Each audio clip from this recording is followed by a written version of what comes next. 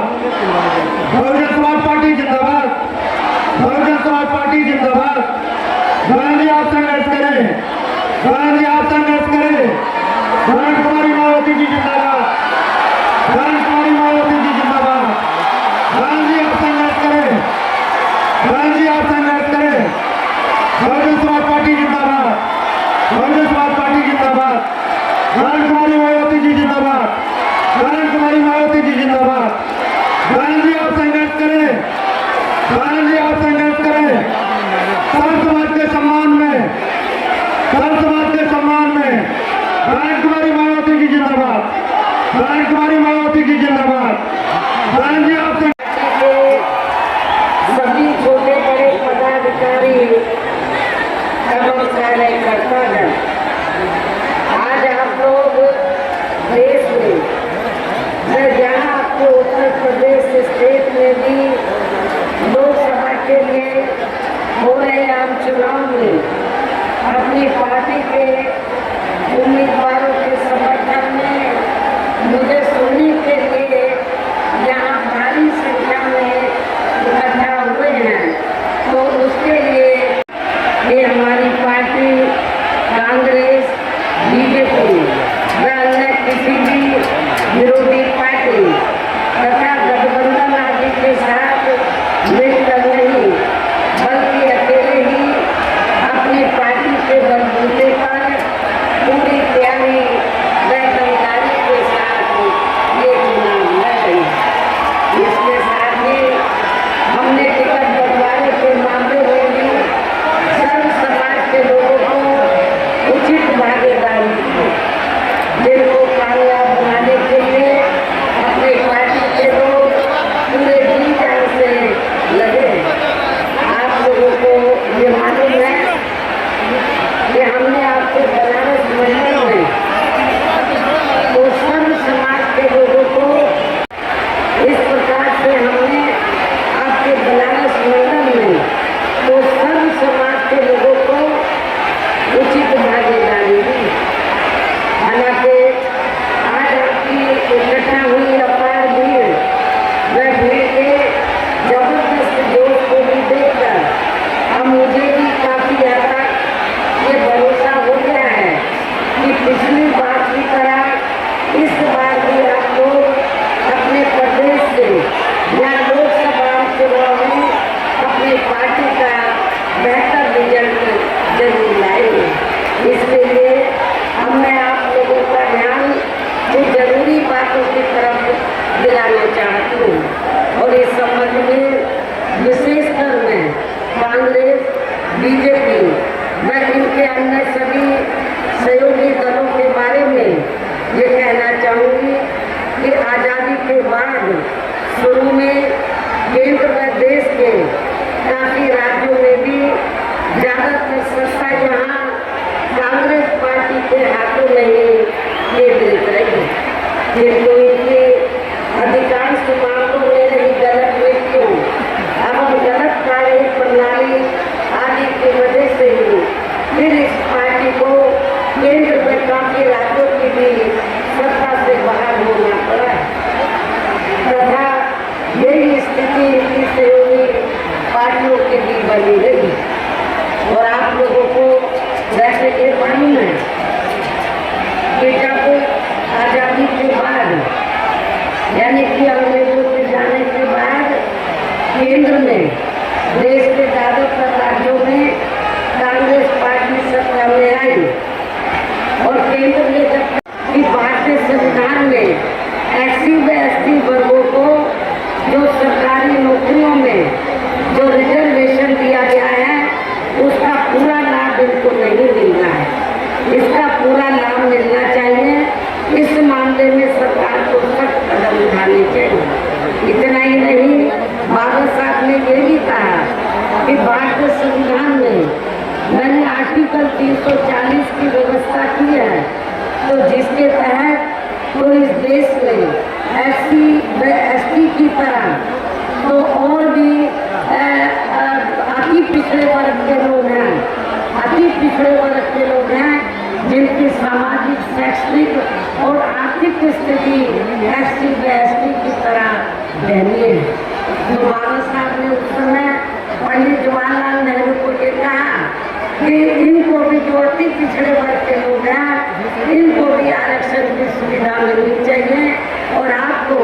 Article 340 के तहत commission बैठाकर इनको रिजर्वेशन देना चाहिए। लेकिन कांग्रेस पार्टी की सरकार ने बाबा साहब डॉक्टर अम्बेडकर की बात को नहीं माना, जिससे दुखी होकर और भी कई कारण थे, जिससे दुखी होकर फिर परम पूज्य बाबा साहब डॉक्टर अम्बेडकर को 9 मिनिस्ट्री से इस्तीफा देना पड़ा। लेकिन आज वही कांग्रेस पार्टी के उनके चेले चाटे क्या कहते हैं कि हम आरक्षण के खिलाफ नहीं है, हम संविधान के खिलाफ नहीं है, लेकिन इनके पुरखों ने तो संविधान के खिलाफ जाकर काम किया और रिजर्वेशन का पूरा लाभ आप लोगों को नहीं दिया था, ना कोई कमीशन बैठाया था। ये सब किसी से छिपा नहीं। लेकिन वोट की खातिर आज उनके जो चेले चाटे हैं या उनके अन्यायी हैं, वो आज वोट की खातिर आरक्षण को लेकर बड़ी बड़ी बातें कर रहे हैं। इस मामले में बीजेपी भी कोई पीछे नहीं है। सोच जो है वो रिजर्वेशन के खिलाफ है और जिसकी वजह से फिर हमें बीएसपी बनाने की जरूरत है। यदि कांग्रेस पार्टी ने शुरू में अपनी जिम्मेवारी को ईमानदारी निष्ठा से निभाया होता तो हमें बीएसपी बनाने की जरूरत नहीं पड़ती। और इतना ही नहीं, फिर जिसकी वजह से फिर पिछले कई वर्षों से बीजेपी व इनके सहयोगी दल केंद्र एवं काफी राज्यों की भी सत्ता में काबिज हो गए हैं, लेकिन इनकी भी ज्यादातर रही जातिवादी, पूंजीवादी, संकीर्ण, सांप्रदायिक व द्वेषपूर्ण नीतियों एवं कार्य प्रणाली आदि से तथा इनकी कथनी व करनी में भी काफी अंतर होने की वजह से अब ऐसा लगता है इस बार ये पार्टी भी यानी कि भारतीय जनता पार्टी भी केंद्र की सत्ता में आसानी से वापस आने वाली नहीं है। बशर्ते यदि ये चुनाव इस बार फ्री एंड फेयर होता है तथा आम चर्चा के मुताबिक वोटिंग मशीनों में भी कोई गड़बड़ी आदि नहीं की जाती है। और वैसे भी इस बार चुनाव में इनकी कोई भी पुरानी एवं नई चल रही नाटकबाजी, जुमलेबाजी व गारंटी आदि काम में आने वाली नहीं है, क्योंकि अब देश की जनता काफी हद तक इस बात को समझ चुकी है कि इनकी पार्टी ने अब तक देश के विशेषकर गरीबों, कमजोर तबकों, मध्यम वर्गीय एवं अन्य मेहनतकश लोगों को जो इन्हें अच्छे दिन दिखाने के असंख्य प्रलोभन भरे वायदे किए हैं तथा अनेकों हवाई व काफी गारंटी आदि भी दी है, तो उनका जमीनी हकीकत में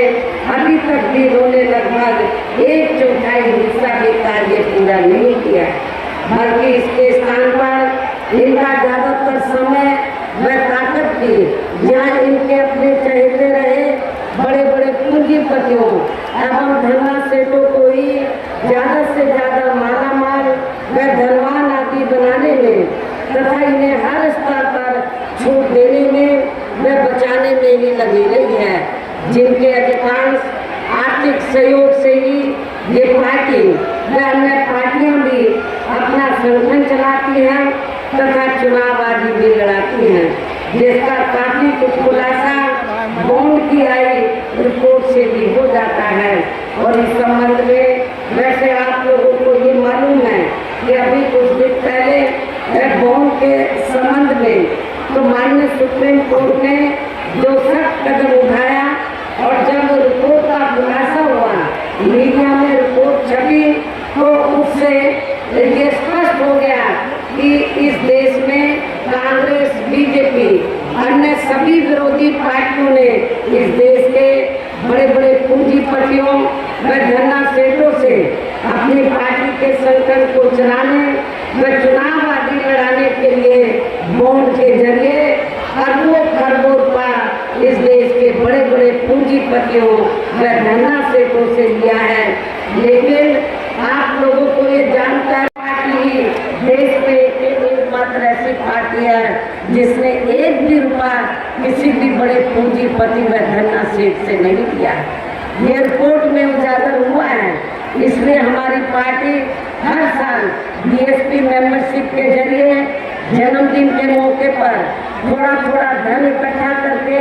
चुनाव के मौके पर भी थोड़ा थोड़ा आर्थिक सहयोग लेकर संगठन को चलाती है और चुनाव आदि भी लड़ाती है। इसके साथ ही अब ऐसा लगता है कि कांग्रेस पार्टी की तरह ही बीजेपी ने भी केंद्र की तमाम सरकारी जांच एजेंसियों का ज्यादातर राजनीतिकरण कर दिया है।